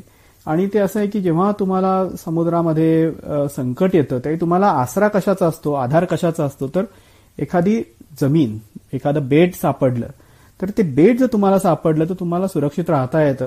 तर इथे तो द्वीप शब्द आहे तो बेट या अर्थी, आणि बेट याचा अर्थ सुरक्षित ठिकाण या अर्थी तो शब्द आलेला आहे. आणि मग काय सांगितलेलं आहे बुद्धांनी की तुम्ही जे पालीचे वचन आहे ते असं म्हणतं की अत्तदीपा अत्तलेणा अत्तपटीसरणा भवथ न अनन्य सरणा, की तुम्ही स्वतःचं बेट व्हा, स्वतःचं शरणस्थान म्हणजे सुरक्षित ठिकाण, तर ते बना आणि स्वतःचा आधार बना. हे बुद्धांनी त्यातनं सांगितलं. दिवा बना असं नाहीये, परंतु मी म्हटलं असं की दीप ह्या शब्दाचं जे साम्य आहे मराठीमध्ये दिव्या या अर्थाच्या शब्दाशी, त्याच्यामुळे हा गोंधळ निर्माण झालेला आहे आणि तो गोंधळ चालू आहे सगळीकडे, आणि तो अर्थही छान आहे त्यामुळे लोकांना तो आवडतो. तर बुद्धांनी जे सांगितलं की तुम्ही तुमचं शरणस्थान तुम्ही स्वतः व्हा, तुम्ही दुसऱ्याला शरण जाऊ नका. तुम्ही तुमची सुरक्षितता ही दुसऱ्यामध्ये शोधू नका, देवामध्ये, काय म्हणू आपण की बाबा महाराजांमध्ये ते शोधू नका, तर स्वतःमध्ये तुम्ही तुमचं शरणस्थान शोधा, हे बुद्धांनी सांगितलं. आणि त्यासाठी त्यांनी म्हटलं की काय म्हणजे तुम्ही कसं बनू शकता, तर त्यासाठी तुम्हाला स्वतःला घडवावं लागेल, स्वतःचा विकास करायला लागेल, स्वतःच मी म्हटलं असं की बुद्ध बनायला लागेल, त्या मार्गावर चालायला लागेल. जेव्हा तुम्ही असं कराल त्यावेळी तुम्ही स्वतःचं बेट बनाल, तुम्हाला दुसऱ्या कोणाच्याही आधाराची गरज लागणार नाही. आणि म्हणून धम्मपदामध्ये जी एक गाथा येते, आत्ताही अत्तनो नाथो कोही नाथो परोसिया, तुम्ही स्वतःच तुमचे नाथ म्हणजे स्वामी आहात, मालक आहात, आधार देणारे आहात, दुसरा तुम्हाला कोण आधार देईल, हे बुद्धाने सांगितलं. आणि त्यामुळे ही जी मी म्हटलं असं की सेल्फ रिलायन्स हा जो आपण इंग्लिशमध्ये म्हणतो की स्वतंत्र आणि स्वावलंबी बनणं या बाबतीमध्ये हे आवश्यक आहे. आणि तो संदेश बुद्धांनी या त्यांच्या वचनातनं दिलेला आहे की दुसऱ्या कोणालाही शरण जाऊ नका, तुम्ही स्वतःच तुमचे मालक आहात, तुम्ही स्वतःच तुमचे शिल्पकार आहात. आणि त्याच्यामुळे, आणि हे म्हटलं असं की दुःखाच्या समस्येच्या संबंधी सुद्धा लागू आहे की दुसऱ्या दुःखाची समस्या तुम्हाला सोडवायची असेल तर तुम्हाला स्वतःलाच मार्गक्रमण केलं पाहिजे, दुसऱ्या कोणावर अवलंबून राहता येणार नाही. आणि या संदर्भात हेही सांगितलं पाहिजे की बुद्धांनी कधीही स्वतःला म्हणजे ज्याला म्हणतात की उद्धार करता असं म्हणून स्वतःचं त्याने हे केलेलं नाहीये. तो असं म्हणाला नाही की तुम्ही मला शरण जा आणि मग मी तुमचा उद्धार करेन, तुम्हाला सगळ्या दुःखांपासून मुक्त करेन. बुद्धांनी सांगितलं की मी मार्ग दाखवणार आहे. बाबासाहेबांनी याच्याबद्दल म्हणताना असं म्हटलंय की मी मार्गदाता आहे, मोक्षदाता नाही. आणि एक पाली वचन आहे त्यातनं ही गोष्ट अगदी स्पष्टपणे सांगितलेली आहे बुद्धांनी की ते म्हणाले असं की तुम्हेही किच्च मातप्पम अख्खातारो तथागता, तुम्हालाच काम करायला पाहिजे. तथागत जे आहेत, बुद्ध जे आहेत ते फक्त मार्ग सांगणारे आहेत. तर हेच एक कुठेतरी आपल्यापर्यंत मध्ये होतं आतापर्यंत की मला कोणीतरी वाचवेल, देव येईल, तो माझं हे करेल, मला तारून नेईल, ही जी काही लोकांच्या मनामध्ये संकल्पना होती त्यामुळे ते स्वतः काहीच करायचे नाहीत, दुसऱ्याच्या त्याला म्हणतात नाही गॉड्स ग्रेसवरती आपण अवलंबून आहोत आपल्या सगळ्या भल्यासाठी. आजच्या कोरोनाच्या काळातही आपण हेच बघतो आहोत. तर हे नाहीये, तुमचं इथे भविष्य आहे ते तुमच्या हातात आहे आणि तुम्हाला फक्त बुद्धाने मार्ग सांगणारे आहेत, चालायचं काम मात्र आपल्यालाच करायचंय. आणि त्याच्यासाठी पुन्हा अत्तदीपो भव, स्वतःचं बेट, स्वतःचं शरणस्थान बनलं पाहिजे, त्याच्याशिवाय दुसरा मार्ग नाही. क्या बात आहे महेश. स्वयंदीप किंवा अत्तदीप भव याचा जो चुकीचा अर्थ आमच्या सर्वांच्या मनात आजपर्यंत ठसला होता आणि तो अनेक कवींनी, लेखकांनी, साहित्यिकांनी तो रुजवला आहे जनामनामध्ये. तर तो गैरसमज आज तुझ्या या विवेचनामुळे दूर झाला आणि स्वयंदीप हो म्हणजे नुसतं स्वतःचा दिवा होणं नव्हे, तर स्वतःचं सुरक्षित बेट निर्माण करणं. आणि असं सुरक्षित बेट निर्माण करायचं म्हणजे तितकं ज्ञानी व्हायला पाहिजे, तितकं स्वतःच्या मनावर नियंत्रण मिळवलं पाहिजे. प्रकाश, तू म्हणलास अगदी खरं आहे. या आत्तदीपो भवच्या बाबतीमध्ये जो काही सगळा गैरसमज आहे तो इतका मोठ्या प्रमाणावर आहे की काही सांगायची सोय नाही. या संदर्भामध्ये एक अजून संदर्भ तुला सांगतो की धम्मपदामध्ये एक अशी गाथा आहे. ती गाथा अशी आहे की उत्थानेन अपमादेन संयमेन दमेन च दीपम कैराथ मेधावी यम ओघो नाभिकीरती. याचा अर्थ असा की उद्योगशीलतेने आणि सजगतेने, जागरूकतेने, तसेच संयमाने आणि स्वतःवरती ताबा ठेवून माणसाने, ज्ञानी माणसाने एक द्वीप तयार करावा, असं बेट तयार करावं की जे कुठलाही पूर, कुठलाही ओघ जे विखरून टाकू शकणार नाही. म्हणजे इथे जे बुद्धाने सांगितलेलं आहे की तुम्ही स्वतः एक असं बेट तयार करा स्वतःचं की जे तुम्हाला कोणी डिस्टर्ब करू शकणार नाही. तुमच्या मनाची अशी मशागत करा, अशी तटबंदी करा की तुम्हाला कोणी कुठल्याही प्रकारचं दुःख तुम्हाला हलवू शकणार नाही. ते म्हणतात ना एक रॉक ऑफ जिब्राल्टर, तर तसं रॉक ऑफ जिब्राल्टर तुम्ही स्वतः बनलं पाहिजे, असा संदेश या गाथेतनं देतो. आणि हा जो दीप बनण्याचा जो संदेश आहे तोच आपल्या ह्या आत्तदीपो भव या वचनामध्ये आलेला आहे.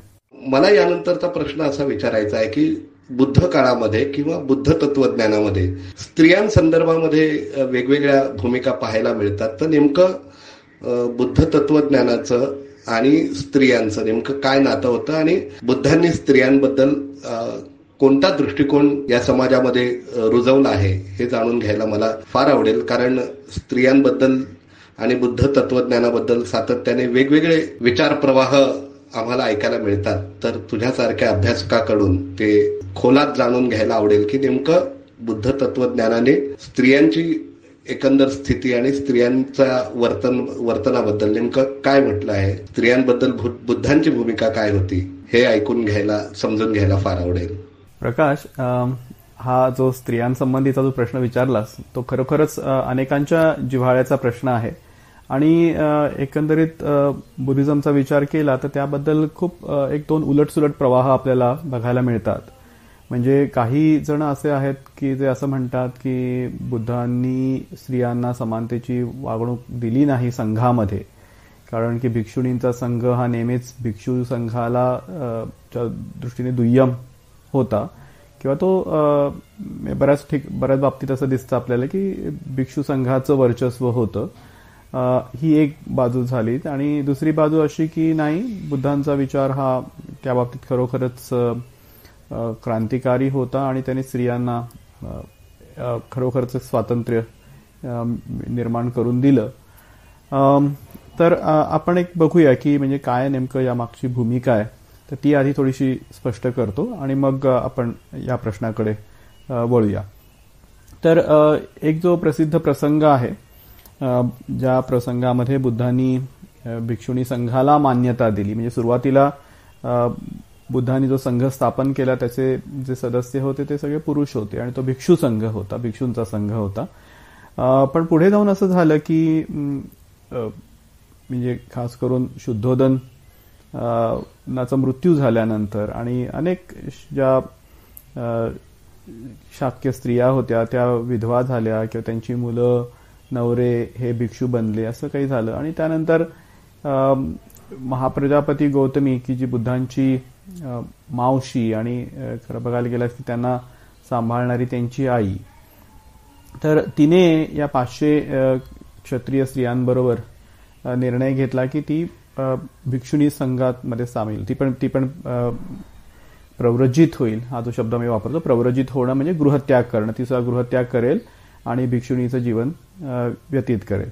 आता या ठिकाणी आपल्याला हे लक्षात घेतलं पाहिजे की म्हणजे स्त्रियांचा संघ, हे स्त्रिया प्रव्रजित होणं हे काही त्या काळात नवीन होतं अशातला भाग नाही, कारण की जैन जो संघ होता त्याच्यामध्ये स्त्रिया होत्या. आणि जैन साध्वींचा संघ हा अधिक जुना आहे असं आपल्याला दिसतं. तर महाप्रजापती गौतमीने जेव्हा हा निर्णय घेतला तेव्हा सुरुवातीला तिने बुद्धांना विचारलं आणि त्यावेळी बुद्धांनी त्याला नकार दिला आणि असं दोनदा घडलं. आणि तिसऱ्या वेळी महाप्रजापती गौतमीने मात्र असा ठाम निर्णय घेतला की त्यावेळी बुद्ध वैशालीला होते आणि तिने असा निर्णय घेतला की आपण म्हणजे भिक्षुणी बनायचंच. आणि तिने त्या 500 भिक्षुणींसहित स्वतःच आपलं केस कापले आणि तिने सगळी ती भिक्षुणीची वस्त्र परिधान केली. आणि असं वर्णन येतं त्रिपिटकामध्ये की ती आपल्या म्हणजे पायात काही न घालता तशाच अनवाणी पावलांनी ती त्या 500 क्षत्रिय ज्या राजस्त्रिया होत्या त्यांच्याबरोबर ती चालत वैशालीला आली. तो प्रसंग फार असा हृदय रंगवलेला आहे की तिचे पाय सुजलेले आहेत, डोळ्यामध्ये अश्रू आहेत, अशी ती आली आणि तिने पुन्हा एकदा विनंती केली की मला भिक्षुणी बनायचंय. आणि मग ह्यावेळी मात्र तिने थेट बुद्धांना विचारलं नाही, तर तिने आनंदाची मध्यस्थी घेतली. आनंद हा महाप्रजापती गौतमीचा मुलगा आणि बुद्धांचा आपण म्हणू की ज्याला त्याचा पर्सनल सेक्रेटरी असा. तर आनंदाला तिने विनंती केली की मला भिक्षुणी बनायचं आणि माझ्याबरोबर ह्या 500 स्त्रिया आम्ही निश्चयच करून आलो आहोत की आम्ही आता काही परत जाणार नाही आणि आम्ही भिक्षुणी बनणार. मग आनंद बुद्धांकडे गेले आणि त्यांनी बुद्धांना विचारलं की ह्या 500 स्त्रियांना भिक्षुणी बनायचंय. तर बुद्धांनी सुरुवातीला नकार दिला. असं दोनदा घडलं. मग आनंदाने तिसऱ्या वेळी स्ट्रॅटेजी बदलली. आनंदाने बुद्धांना असं विचारलं की या स्त्रिया आहेत त्या अर्हत बनायला पात्र आहेत का नाही, मी हे सांगा तुम्ही की त्यांच्यामध्ये ती क्षमता आहे की नाही. जे आपण या बौद्ध साधनेचं बौद्ध धर्माचं जे सर्वोच्च फलित मानतो की तो माणूस अर्हत बनतो. अर्हत याचा अर्थ पात्र, शब्दशः अर्थ पात्र. आणि तो पात्र या अर्थी की ज्याने तो भिक्षा स्वीकारण्यास किंवा दक्षिणा स्वीकारण्यास पात्र असा बनतो, तो जगाच्या आदरास पात्र बनतो. आणि का तर त्याने आपल्यामधले सगळे जे शत्रू आहेत, अरी आहेत, त्यांचा नाश केलाय.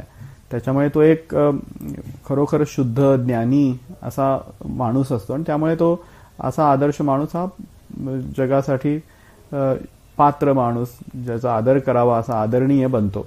तर हे जे त्याचं ध्येय आहे बौद्ध धर्माचं, तर ते प्राप्त करण्याची क्षमता या स्त्रियांमध्ये आहे की नाही. म्हणजे क्षमताच नसेल तर प्रश्नच मिटला. तर बुद्धांनी याला असं उत्तर दिले की नाही, जसा एखादा पुरुष हे अर्हत्व प्राप्त करू शकतो तशी स्त्रीही अर्हत्व प्राप्त करू शकते, त्यामध्ये कोणताही फरक नाही. ही बाब खूप महत्वाची आहे. म्हणजे बुद्धचं जे एक क्रांतिकारी आपण इथे म्हणू की विचार जो आहे की स्त्रिया आणि पुरुष यांच्या पोटेन्शियल्समध्ये, त्यांच्यामधलं जे काही क्षमता आहे त्याच्यामध्ये कोणताही फरक नाही, हे बुद्धांनी या प्रश्नाच्या उत्तरातनं मान्य केलं. बरं, मग पुढे आनंदाने म्हटले की मग ह्यांना संघामध्ये येऊ द्या. तर बुद्ध म्हणले की नाही. आता असा प्रसंग त्रिपिटकामध्ये येतो की ते बुद्ध त्याने नाही म्हणले. मग आनंदाने पुढे जाऊन बुद्धांना अशी आठवण करून दिली की अहो, ही महाप्रजापती गौतमी ही तुमची आई की जिने तुम्हाला दूध पाजलं, आणि खरं तर असं म्हणायचं तर तिने दूध पाजून तुम्हाला तुमचं हे शरीर जे आहे तुम्हाला जिवंत ठेवलेलं आहे, तर तिला तुम्ही कशी परवानगी देत नाही. आणि मग मला वाटतं मग हे मात्र जे अपील होतं आनंदाचं, थोडंसं इमोशनल, थोडीशी त्याला काय म्हणू आपण की बुद्धांना महाप्रजापती गौतमीच्या उपकारांची जाणीव करून देणार. आणि बुद्धांच्या बाबतीत एक मात्र आपल्याला नेहमी दिसतं की कृतज्ञता हा त्यांच्यामधला खूप मोठा गुण होता. तर जे काही उपकार आपल्यावर कोणी केले असतील तर ते लक्षात ठेवणं आणि त्याची परतफेड करणं यानं त्या प्रकारे. तर बुद्धांनी हे मान्य केलं मग की ठीक आहे, भिक्षुणी संघ आम्ही स्थापन करण्यास मान्यता देतो. आणि मात्र त्यांनी काही नियम त्याच्यामध्ये घातले की हे नियम भिक्षुणींनी आधी मान्य केले पाहिजेत. आणि ते जे नियम आहेत त्याच्या बाबत खरं तर हा प्रश्न उपस्थित होतो की बुद्धांनी स्त्रियांसाठी हे नियम का घातले. बुद्धांनी त्यांना परवानगी देताना काही त्यांच्या मनात विचार आला असेल. एकतर प्रश्न असा होता की ह्या भिक्षू संघामध्ये ब्रह्मचर्य हे महत्वाचं तत्व आहे आणि मग ब्रह्मचर्य हे महत्वाचं तत्व असताना एकाच वेळी भिक्षू आणि भिक्षुणी, मेल फिमेल, स्त्री पुरुष एकत्र आले तर त्याच्यातनं कदाचित प्रश्न निर्माण होऊ शकतील असं त्यांना वाटलं असावं. दुसरा प्रश्न म्हणजे की स्त्रियांनी परिव्राजकाचं जीवन जगणं म्हणजे भटक्या संन्यासाचं जीवन जगणं हे त्यांच्या एकंदरीत सुरक्षिततेच्या दृष्टीने फार योग्य नाही असं त्यांना वाटलं असेल. तर हे 2-3 प्रश्न होते की ज्याच्यामुळे त्यांनी सुरुवातीला त्यांच्या मनामध्ये तो एक जो आपण म्हणतो की संकोच होता की भिक्षुणी संघ स्थापन करावा की नाही असा दिसतो. हे जरी मान्य केलं तरी त्यांनी 8 नियम जे सांगितले की ज्यांना गुरुधम्म असं म्हणतात, पालीमध्ये गरुधम्म म्हणतात, की हेवी रूल्स म्हणजे जास्तीच्या त्यांच्यावरती काही जबाबदाऱ्या त्यांनी टाकल्या. आणि त्याच्यामध्ये असं आहे की एक नियम त्याच्यातला जो स्वतः महाप्रजापती गौतमीला खूप जाचक वाटला, तो म्हणजे की भिक्षुणी किती का सिनियर असे ना, म्हणजे एक लक्षात घेतलं पाहिजे, आपण हे तुम्हाला सांगितलं पाहिजे आधी की भिक्षू संघामध्ये किंवा बौद्ध संघामध्ये एखाद्याची जी सिनियरिटी असते ती त्याच्या वयावर अवलंबून नसून त्याला भिक्षू जीवनामध्ये किती वर्ष झाली याच्यावर अवलंबून असते, म्हणजे ती तशी वर्ष मोजतात. दुसरी गोष्ट अशी की म्हणजे मग बाकीच्या ज्या गोष्टी आहेत त्याची जात, त्याचं जे आर्थिक पार्श्वभूमी, त्याची शैक्षणिक पार्श्वभूमी ही गौण असते. त्याची फक्त ही सिनियरिटी, भिक्षू म्हणून असणारी सिनियरिटी ही धरली जाते.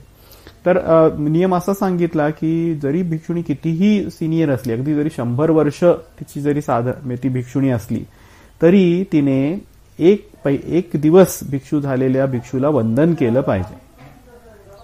म्हणजे बाकी इतर बाबतीत बुद्धांचा नियम असा होता की सिनियरिटी नुसार सगळं झालं पाहिजे, म्हणजे जो सिनियर आहे त्याला ज्युनियर मंडळींनी मान दिला पाहिजे, त्याला वंदन केलं पाहिजे. आणि इथे मात्र भिक्षुणींच्या बाबतीमध्ये हा उलटा नियम घातला.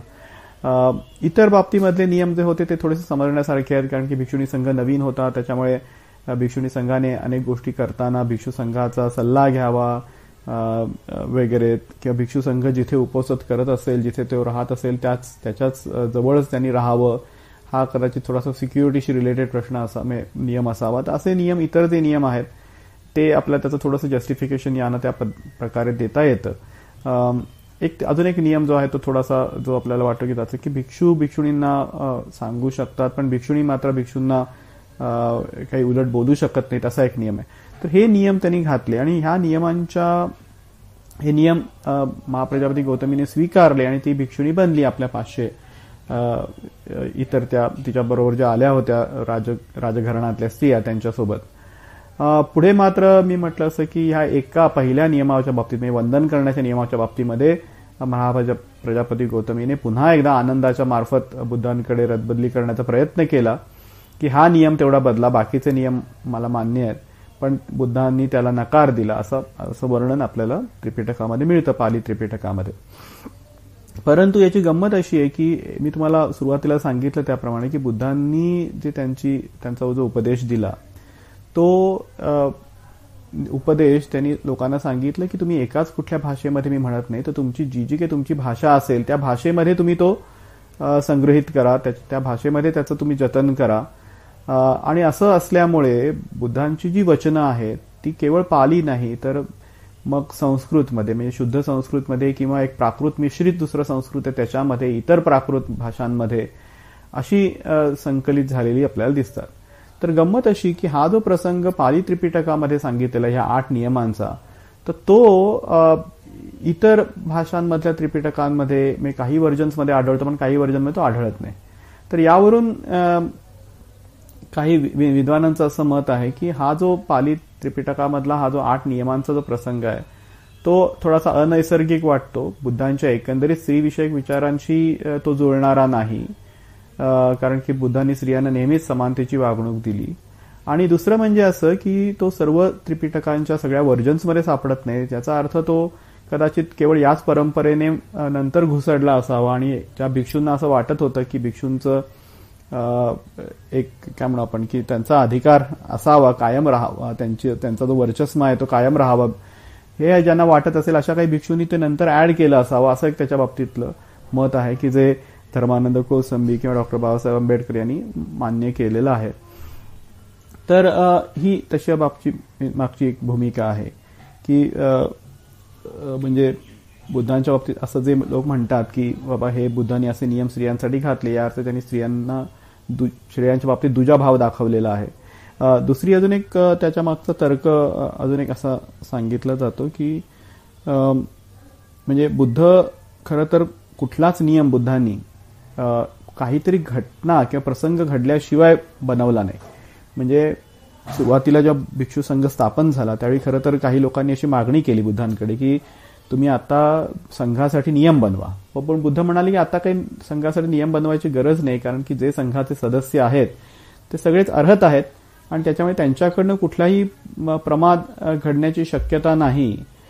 पुढे मात्र असं होईल की हा संघाची जी एकंदरीत त्याची पॉप्युलॅरिटी बघून किंवा त्याला मिळणारा आदर सत्कार पाहून काही लोक म्हणजे म्हणू की ज्यांना जे फेक भिक्षू आहेत, काही खोटे इतर उद्देशाने आलेली मंडळी ह्या संघामध्ये येतील आणि त्यावेळी जेव्हा प्रश्न निर्माण होतील त्यावेळी नियम बनवतो. बुद्धांचा एकंदरीतच खाक्या असा आहे की काहीतरी प्रसंग घडला तर त्यानंतर त्या संबंधीचा नियम येतो. म्हणजे आधी नियम येतो असं होत नाही कधी.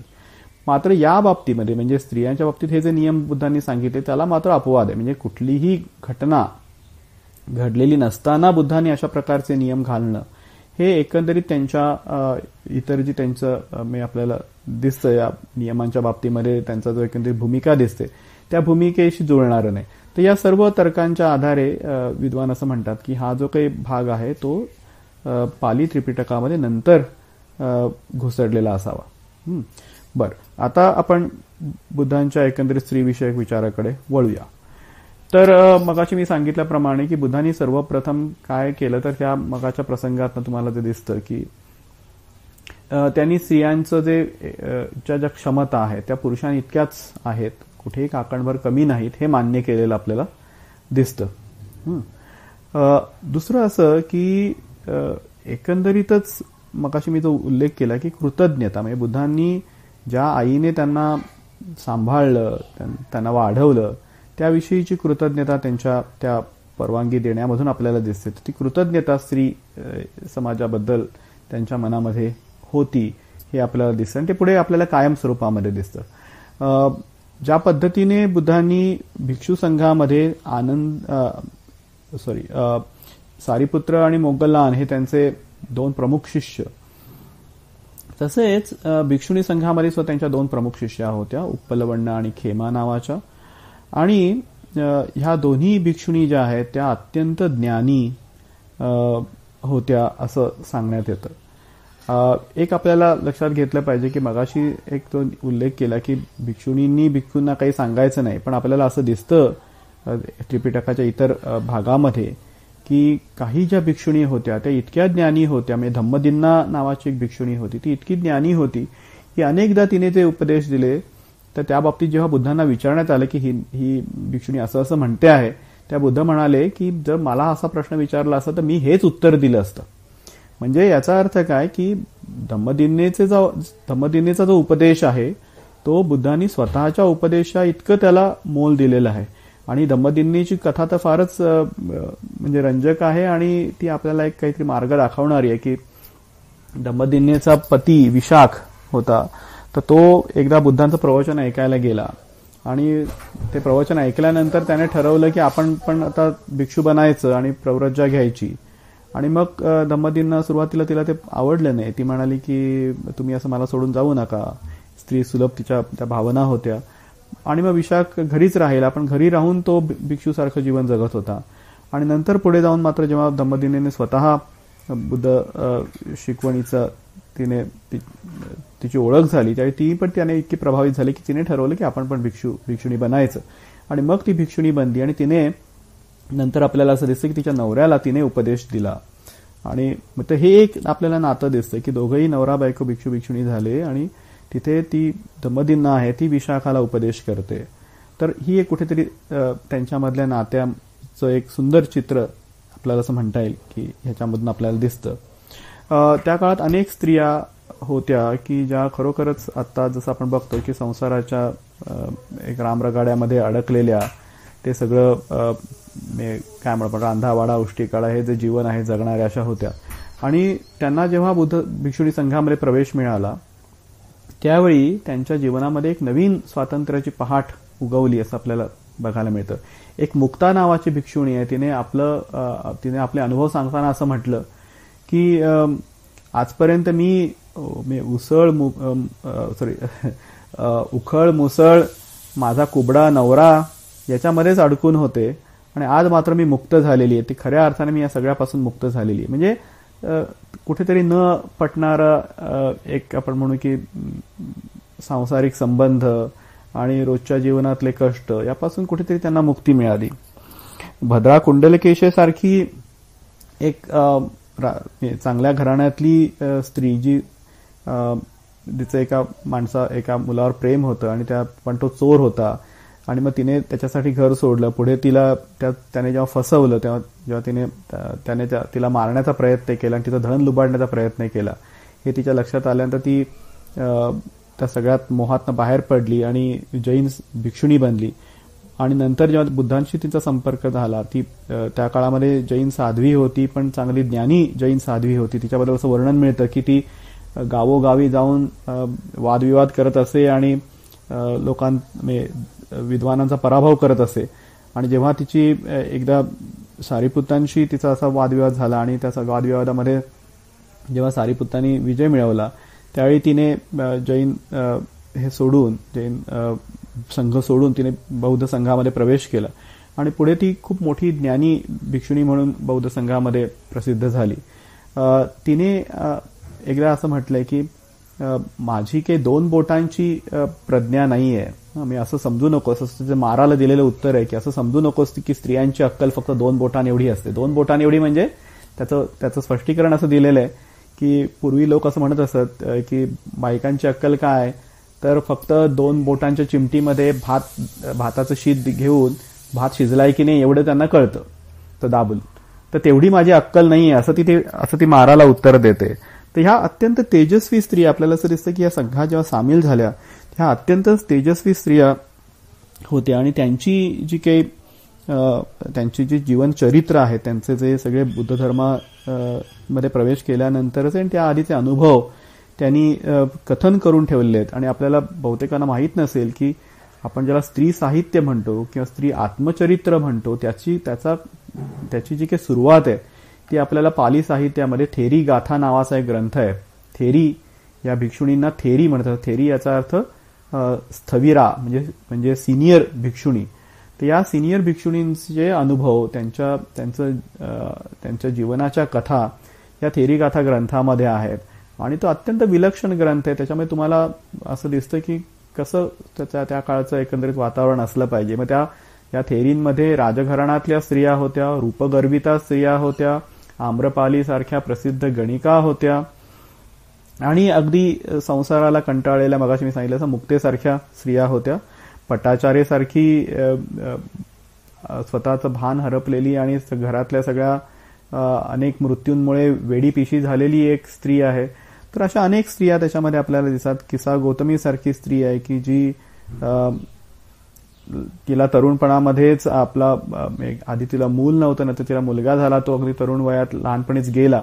त्या मुलाच्या विरहाने व्याकुळ झालेली स्त्री आहे की जी नंतर बुद्ध धम्मामध्ये येते आणि एक वेगळं जीवन जगते. तर ह्या कथा अत्यंत बोलक्या आहेत. म्हणजे खरं तर त्याबद्दल एक स्वतंत्रपणे आपल्याला बोलता येईल प्रत्येक भिक्षुणीच्या कथेबद्दल. तर एक वेगळी दृष्टी आणि एक वेगळं विचार स्वातंत्र्य ह्या स्त्रियांना भिक्षुणी संघामध्ये आल्यामुळे मिळालं, हे आपल्याला नक्की सांगता येईल. त्यांच्या त्या अनुभवातनं ते अगदी स्पष्ट दिसतं. म्हणजे नॉर्मली असं म्हटलं जातं की स्त्रियांच्या बाबतीमध्ये काय, तर त्यांना शारीरिक सौंदर्य याच्याबद्दल त्यांना फार अभिमान असतो. पण एक शुभेची कथा या संदर्भात सांगतो की शुभा नावाची एक फार सुंदर भिक्षुणी होती. तिचे डोळे फार सुंदर होते आणि एक ती भिक्षुणी झाल्यानंतर ती रोज जंगलामध्ये ध्यानासाठी जात असे. तर एकदा एक तरुण तिच्या सौंदर्याने फार वेडा झाला होता, नंद नावाचा, आणि तो तिची सतत एक प्रेमाराधन करत होता की हे काय भिक्षुणी जीवन जगतेस तू, हे सगळं सोडून दे, तुझे डोळे इतके सुंदर आहे, तू इतकी सुंदर आहेस, तर आपण ह्या जीवनाचा उपभोग घेऊया, असं तो तिला सांगून कन्व्हिन्स करायचा प्रयत्न करत असतो. शुभा खूप वेळ ऐकते आणि नंतर ते सांगते की ठीक आहे, तुला हे डोळेच माझे खूप सुंदर वाटतायत ना, आणि असं म्हणून ती आपले डोळे काढते त्या क्षणी आणि त्याच्या हातात देते. आणि त्याला इतका धक्का बसतो की जिच्यावर त्याचं प्रेम होतं, जिच्या सौंदर्याने तो इतका व्याकुळ झाला होता, तिने एवढ्या सहजतेने आपले डोळे जे त्याच्या सौंदर्याचे तो वर्णन करत होते ते त्याच्या हातात काढून दिले आणि पुढे जाऊन असं म्हटलं की तो निघून गेला तिथून. तर अशा ह्या स्त्रिया आहेत की खूप धैर्य दाखवणाऱ्या, खूप आपली एक स्वतंत्र बाणा दाखवणाऱ्या अशा या स्त्रिया आहेत. बुद्धांनी जे अनेक त्यांच्या स्त्री संदर्भात ते त्यांचे जे आपल्याला विचार दिसतात त्याच्यामध्ये 1-2 गोष्टी अजून मला महत्वाच्या सांगाव्याशा वाटतात. की म्हणजे जे बुद्ध ज्यांच्या भिक्षुणी संघाला मान्यता देण्यास त्यांनी सुरुवातीला वेळ घेतला, ते एवढे तयार नव्हते असं जरी आपण बघितलं तरी पुढे आपल्याला असं दिसतं की भिक्षुणी संघ स्थापन झाल्यानंतर कुठल्याही प्रकारे त्यांनी भिक्षुणींना दुय्यम दर्जाची वागणूक दिलेली दिसत नाही. तर या उलट म्हणजे जे आपल्याला माहिती आहे की स्त्रियांच्या बाबतीमध्ये आपल्याला आजही आपल्या समाजात हे दिसतं की मासिक पाळीसारख्या ज्या नैसर्गिक गोष्टी आहेत त्या बाबतीमध्ये आपल्या समाजामध्ये खूप मोठ्या प्रमाणामध्ये एक कुठेतरी संकोचाची आणि एक स्टिग्मा त्याच्यामध्ये आहे की स्त्रियांना बाहेर बसायला लावणं, शिवाशिव पाळणं त्या काळामध्ये वगैरे, त्यांना धार्मिक गोष्टींमध्ये सहभागी न होऊ देणं, अशा प्रकारे हिंदू धर्मामध्ये अनेक चालीरीती आपल्याला दिसतात की त्या. तर ही जी काही गोष्ट आहे ही आपल्याला बौद्ध याच्यामध्ये दिसत नाही. म्हणजे बुद्धांनी ह्या भिक्षुणींना उलट त्या काळामध्ये भिक्षुणी असताना मासिक पाळीच्या वेळी काही स्पेशल परमिशन्स दिल्या, काही विशिष्ट वस्त्र त्यांना वापरायची परवानगी दिली, पण कुठेही त्यांना या काळामध्ये तुम्ही ध्यानधारणा करू नका वगैरे अशा प्रकारचा नियम केलेला दिसत नाही. ही एक गोष्ट. दुसरी गोष्ट अशी की काही भिक्षुणी अशा होत्या की ज्या संघामध्ये सामील झाल्या, पण ज्यावेळी त्या संघात सामील झाल्या त्यावेळी त्या गरोदर होत्या.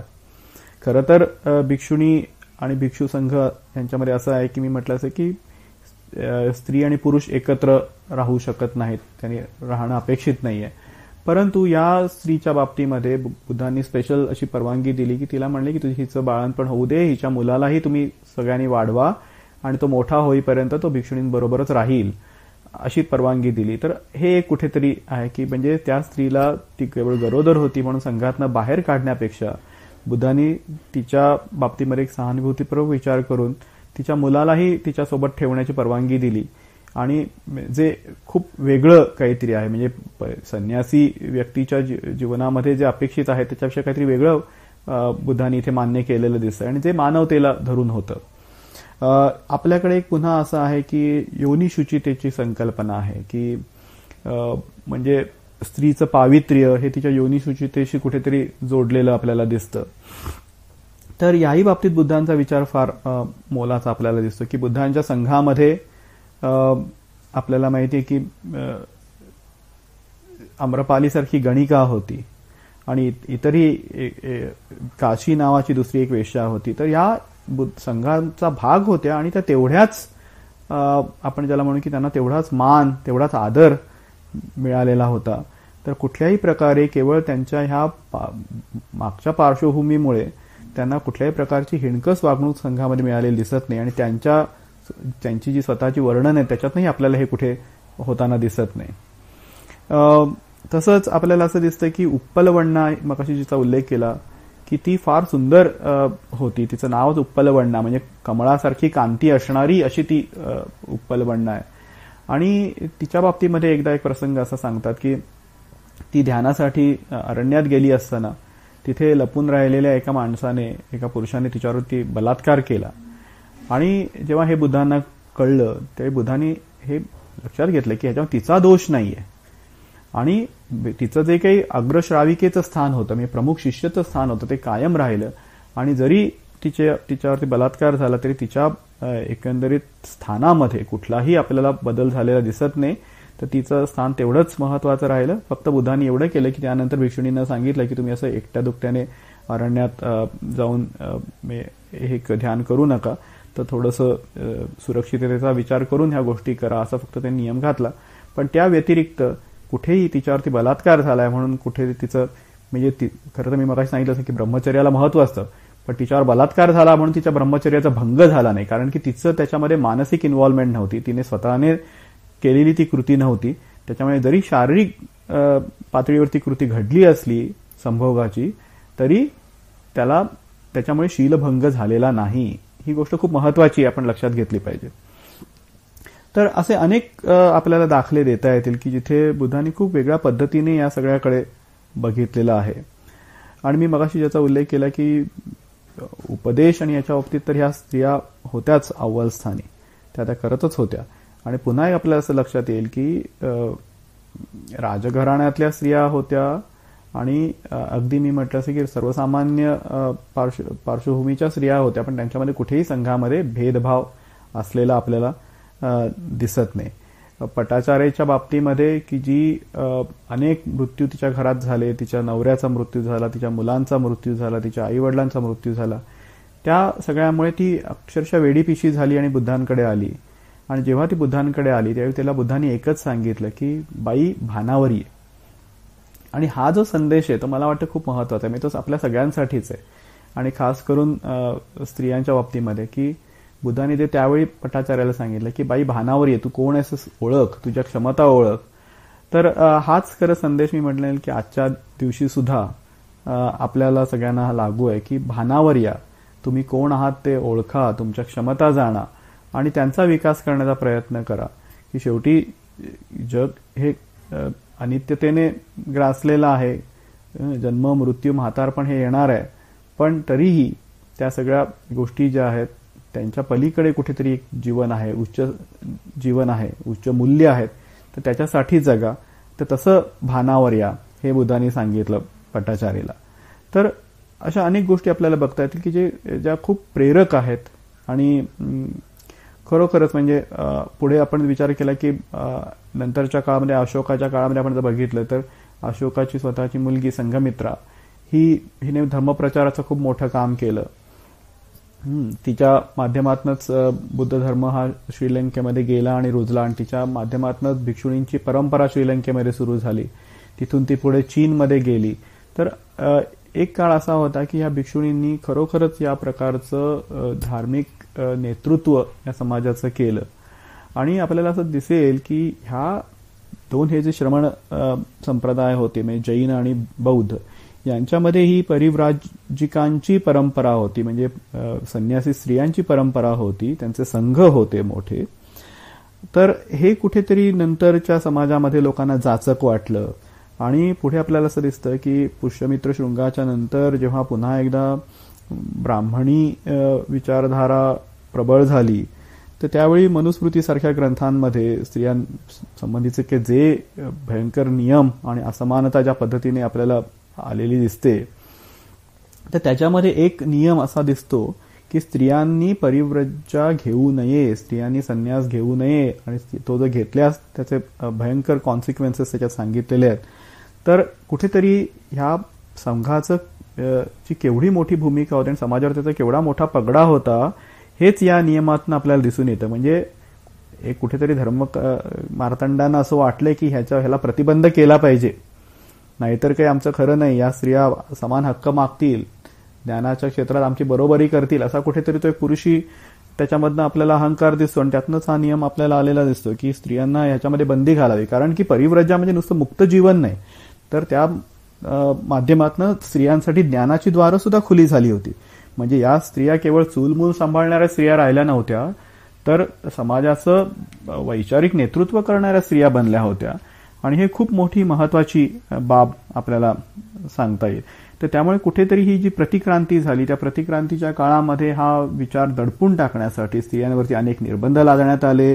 मी मगाही सांगितलं तसं त्यांच्या ज्या काही नैसर्गिक शारीरिक क्रिया आहेत त्यांच्याशी कुठेतरी धर्माचा संबंध जोडला गेला, पावित्र्य अपावित्र्याचा संबंध जोडला गेला, योनिशुचितेशी तो जोडला गेला आणि अनेक प्रकारे त्यांनी असं दिसतं की स्त्रियांचं स्वातंत्र्य हे हळूहळू त्याचा ऱ्हास होत गेलेला दिसतो नंतरच्या काळामध्ये. म्हणजे अशोकाच्या काळानंतर आपल्याला असं दिसतं. तरी या बौद्ध समाजामध्ये ती परंपरा बऱ्यापैकी टिकून होती असं आपल्याला दिसतं. डॉक्टर बाबासाहेब आंबेडकरांनी, धर्मानंद कोसंबी या अनेक विद्वानांनी याच्याबद्दल लिहून ठेवलेलं आहे, ते खरोखरच वाचनीय आहे. पुढच्या काळात आपल्याला असं दिसतं की जेव्हा बौद्ध परंपरा भारताबाहेरच टिकून राहिली, भारतामध्ये तिचा ऱ्हास झाला, त्याच्यामध्ये आपल्याला असं दिसतं की हळूहळू ही जी भिक्षुणींची परंपरा होती ती कुठेतरी मागे पडली. कारण की एक जो बहुतेक हा पुरुषी एक अहंकार जो असतो त्याने बहुतेक या भिक्षुणी संघाला पुढे फार वाव दिला नाही आणि ही थेरवादी जी राष्ट्र होती त्याच्यातनं तर भिक्षुणी ही जी कॅटेगरी ती जवळपास संपुष्टात आली.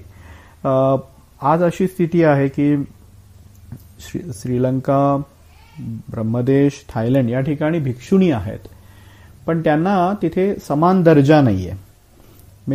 त्यांना भिक्षुणी म्हणत नाही ती मंडळी, त्यांना शीलपालन करणाऱ्या स्त्रिया अशा प्रकारचे शब्द त्या भाषेमध्ये तिथे आहेत. म्हणजे श्रीलंकेमध्ये त्यांना दस्सील माता असं म्हणतात, म्हणजे 10 शीलपालन करणारी माता, किंवा ब्रह्मदेशामध्ये तिला सियाली म्हणतात. तर असे आहेत, मी त्यांना भिक्षुणी म्हणत नाहीत ही मंडळी. तर ते एक, आणि त्यासंबंधी काही भिक्षुणींनी मात्र नजीकच्या काळामध्ये आवाज उठवला आणि पुन्हा एकदा भिक्षुणी जी आपण ऑर्डिनेशन ज्याला म्हणजे भिक्षुणी उपसंपदा, तिची परंपरा स्थापन करण्याचा प्रयत्न केला. कारण काय होतं की मग अशा वेळी आत्ताची जी स्थिती आहे या भिक्षुणींची, ती म्हणजे फक्त भिक्षूंचं काय म्हणू आपण, त्यांची सेवा करणं, त्यांना जेवण बिवण बनवून देणं, म्हणजे अत्यंत सबऑर्डिनेट अशा प्रकारचं त्यांच्याकडे काम आहे, त्यांचा रोल आहे. कुठेही प्रकारे ज्ञानाच्या बाबतीतलं जे नेतृत्व पूर्वी जे त्यांच्याकडे होतं ते आता त्यांच्याकडे असताना दिसत नाही. पण ही स्थिती आता बदलते. म्हणजे आधुनिक काळामध्ये अनेक या देशांमधल्या भिक्षुणी पुढे आल्यात आणि काही भिक्षूंनी त्याच्यामध्ये त्यांना सपोर्ट केलेला आहे. श्रीलंकेमध्ये आनंद नावाचा एक भिक्षू, त्यांनी याच्यामध्ये पुढाकार घेऊन एक भिक्षुणींची जी परंपरा आहे ती पुन्हा एकदा पुनरुज्जीवित करण्याचा प्रयत्न केलेला आहे. त्याच्यानंतर आपण असं बघितलं की चीन, कोरिया या ठिकाणचे महायान जे देश आहेत तिथे मात्र भिक्षुणी संघ अजूनही चांगले स्ट्रॉंग आहेत आणि त्या खूप मोठ्या प्रमाणात कार्य करतात. तैवान वगैरे सारख्या ठिकाणी अनेक भिक्षुणी बऱ्याचशा सामाजिक कार्यांमध्ये आहेत. त्या अगदी हॉस्पिटल्स चालवणे असेल किंवा सस्टेनेबिलिटीच्या दृष्टीने काही काम करणं असेल, असं अनेक गोष्टी त्या करता आहेत. युरोपमध्ये सुद्धा अनेक ज्या भिक्षुणी आहेत त्यांनी मोठी कामं केलेली आहेत.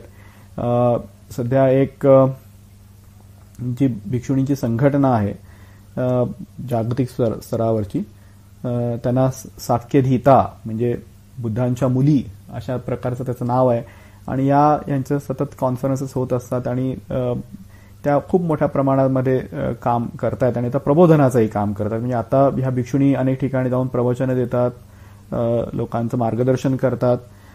एक ब्रिटिश ओरिजिनच्या भिक्षुणी आहेत, तेंजिन पामो नावाच्या, त्या